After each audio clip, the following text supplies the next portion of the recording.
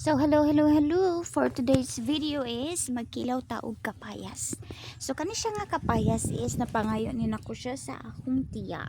So one of the advantages of kanang having mga tiya, mga tiyuhins na naay tanom and kanang kuan is pwede ka makapangayo nila. And there you go, the kapayas.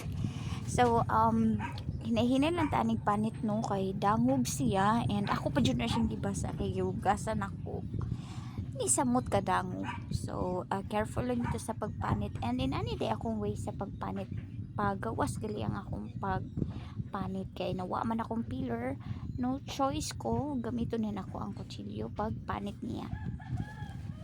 So uban lahi ilap kung pagpanit og kapayas which is pasulod gali siya mura siyang magatubang sa imuhang kumagko ang kutsilyo. Pero ako di ko kay baon na pagpanit and karon ako nang gihiwa ang kapayas para makuha na nato ang liso and then ato na siyang mahiwa-hiwa.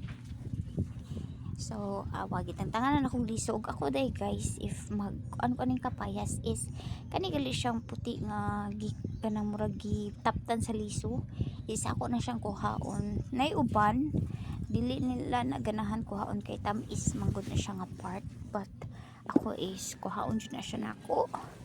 Also ang kani nga liso is ako jud ang gihipos kay para na ako'y like si Milya gani if mabuhi siya gisabod na siya ni mama sa amo ang luyo may unta mabuhi and mamunga na nagdali.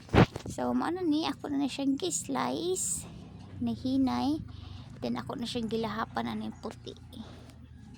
So mas bet na ko ang kapayas nga balbangaan or tambilagaw kaysa sa hinog. Kamo guys, unsay mas ganahan ninyo? Hinog nga kapayas or kanang balbangaan? Mura mag na is something mabaho na ko sa kapayas nga hinog nga maong dili ko ganahan niya. Kay na siya baho. Ambot lang basta dili ko ganahan mas bet na ko prefer na ko ang balbangaan isaw-saw og suka.